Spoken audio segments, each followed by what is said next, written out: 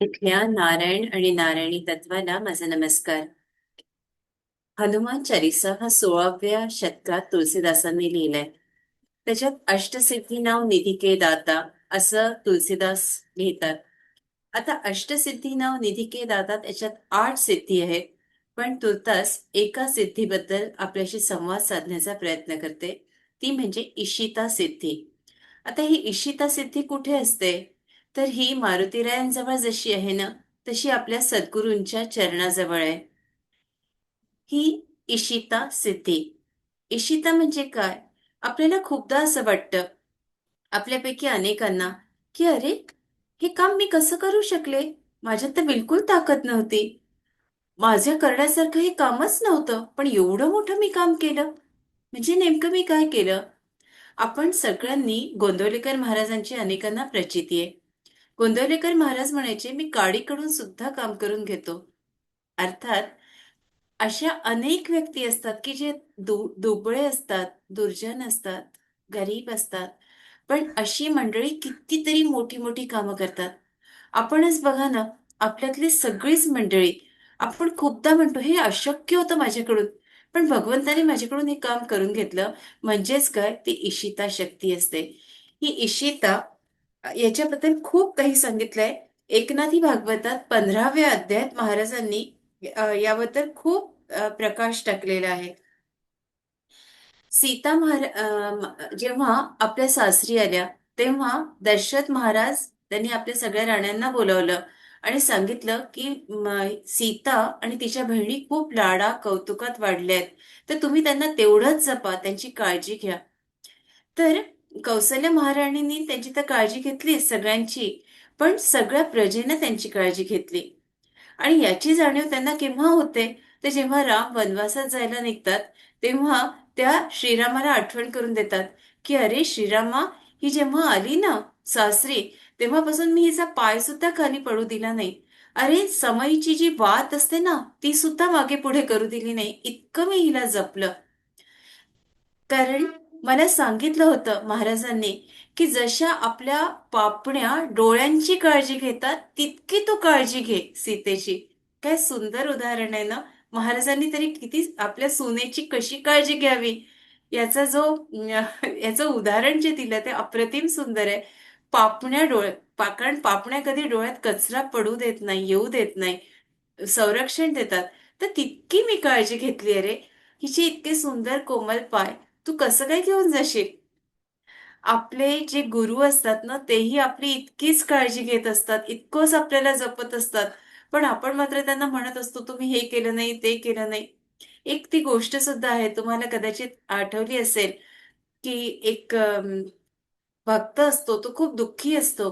त्याला त्याचे गुरुदेव भेटतात, की का रे, काय झालं? आणि तो म्हणतो, की बघा ना, इतक्या दुःखाच्या क्षणी सुद्धा तुम्ही माझ्या सोबत नव्हते. समुद्राच्या किनाऱ्यावर ते दोघं बसलेले असतात. मी किती दुःखी होतो, किती पीडित होतो, किती संकटात होतो, पण तरी तुम्ही माझी काही काही काळजी घेतली नाही. तेव्हा ते गुरुदेव दाखवतात, की बघ, या सागराच्या किनाऱ्यावर आधी तुझे आधी 2-2 पावलं आहेत आणि नंतर फक्त मोठे मोठे 2 पावलं तुला दिसतील. तर आधी आपण दोघंही याच्यावरून चालत होतो. जेव्हा संकटाचा काळ आला, तेव्हा मी तुला अलगद उचलून घेतलं होतं. तर ती फक्त 2 पावलं आहेत. आणि मग त्याला कळतं की आपले गुरुदेव खरंच किती काळजी घेतात ना आपली.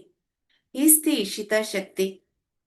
आता अ, तुकाराम महाराजांनी पण बघा असं लिहिलंय की ऐसी कळवळ्याची जात. कळवळ्याची जात हा शब्दप्रयोग महाराजांनी 4040 अभंग जे लिहिलेत, तर किती ते होश, म्हणजे सगळं बेफान होऊन असं म्हणतात ना, की जसं मीराबाईंनी जसं प्रेम केलं, तसंच तुकाराम महाराजांनी किती प्रेम करावं पांडुरंगावर, की ते दिवस रात्र त्या नादात असायचे. आपण त्याला कोणी आवली असा उच्चार करतं, कोणी आवडी असाही उच्चार करतं.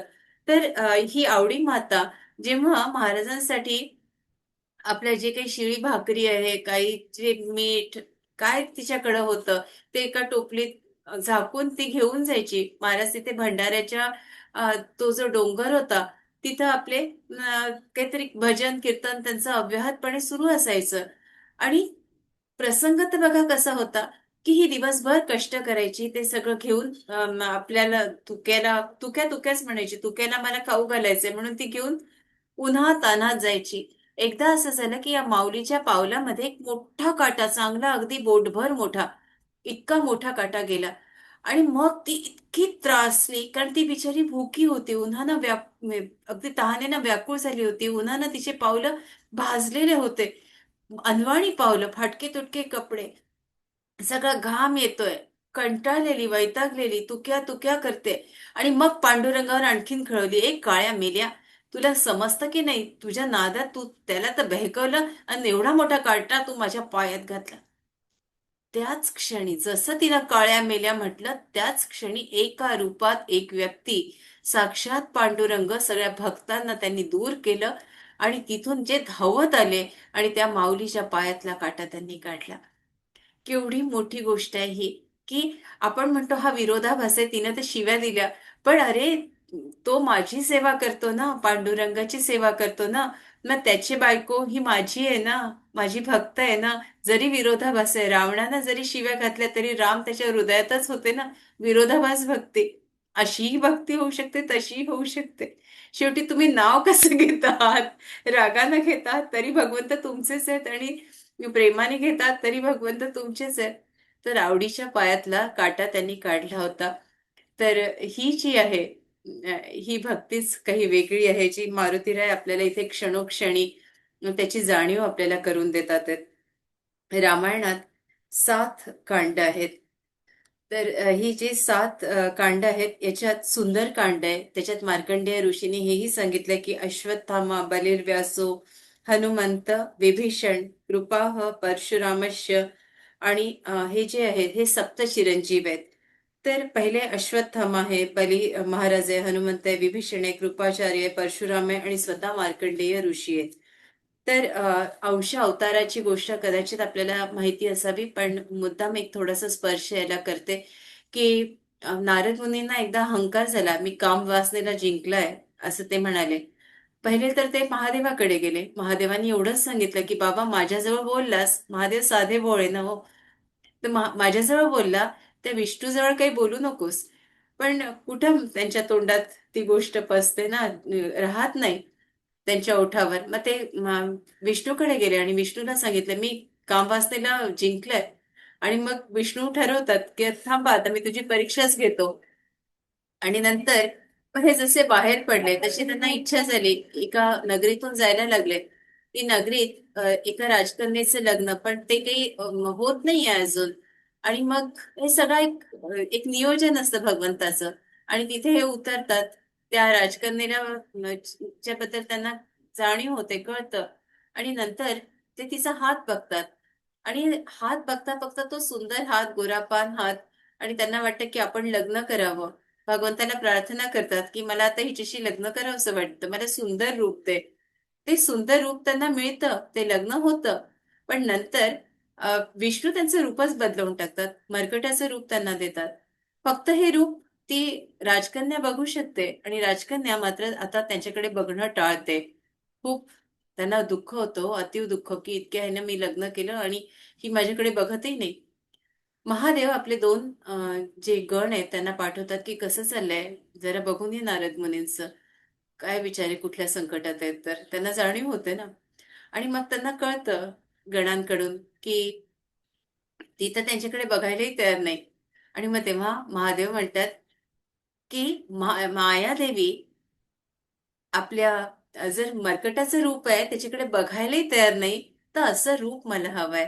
आणि हा रुद्रावतार आपल्याला सगळ्यांना माहिती आहे, की मारुतीरायांचा हा जो रुद्रावतार आहे, हा साक्षात महादेवांचा अंश अवतार आहे, हा रुद्रावतार आहे. आणि मारुतीराया सतत स्मरण करतात ते रामाचं, कारण ते साक्षात महादेव आहे. आणि ते मारुतीराय महादेव स्मरण करतात श्रीरामाचं. त्याच्यामुळे असं म्हणतात, की रामनवमीच्या दिवशी आपण महादेवाचं स्मरण करावं आणि महाशिवरात्रीच्या दिवशी आपण रामनामाचं जप करावा. असं 8:46 होतं ते. इथेच थांबू का? बरंच काही बोलायचंय, पण हळूहळू आपल्यापर्यंत ही माहिती जरूर देण्याचा प्रयत्न करीन. अंजनी आणि केसरी यांच्या पोटी मारुतीरायांनी जन्म घेतला. आणि अंजनी सूत असं म्हटलं जात नाही किंवा केसरी सूत इतकं म्हटलं जात नाही, तर रामदूताय या शब्दांचा उल्लेख आपल्याला जिकडे तिकडे पहिल्यांदा आढळतो. एकदा असं झालं की एक ऋषी होते. तर मारुतीराय इतके नटखट आपल्याला सगळ्यांनाच माहितीये की त्या ऋषींच्या अंगणात मारुतीरायांनी झाडाला वाघ बांधून ठेवला आणि त्यांच्या खिडकीजवळ हत्ती ठेवला. आता हे सकाळी प्रातर्विधीसाठी जेव्हा उठले तेव्हा त्यांनी बघितलं आणि ते घाबरले हो. दार उघडताच वाघ आणि खिडकीतून त्यांना सांगायचं होतं तर हत्ती. आणि मग त्यांनी शापच दिला की हे हे जी गोष्ट आहे ना, ही तू केली आहेस मारुतीराया. तर तुला मी असा शाप देतो की तुला याचं विस्मरण होईल की तुझ्याजवळ इतकी शक्ती आहे ती. पण जेव्हा कोणीतरी एखादा व्यक्ती तुझ्या आयुष्यात येईल की तो याची तुला जाणीव करून देईल. आणि आपल्याला सगळ्यांना माहितीये की सुग्रीवाने याची जाणीव करून दिली.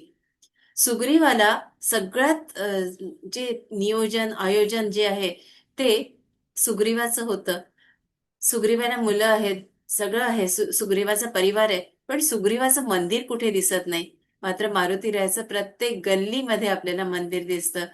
अगदी गावामध्ये जर कोणी कोणाला पत्ता सांगायचा झाला ना, तर मारुतीच्या देवळाजवळ आम्ही राहतो आहे की नाही हो, असं आपण पत्ता देतो की नाही. इतकी मारुतीरायांची मंदिर आहे. श्रीरामापेक्षा सुद्धा मारुतीरायांची मंदिरं जास्त आहेत. असो मास्टर्स, इथेच मी थांबते आणि उद्या पुन्हा आपल्याशी थोडासा संवाद साधण्याचा जरूर प्रयत्न करते.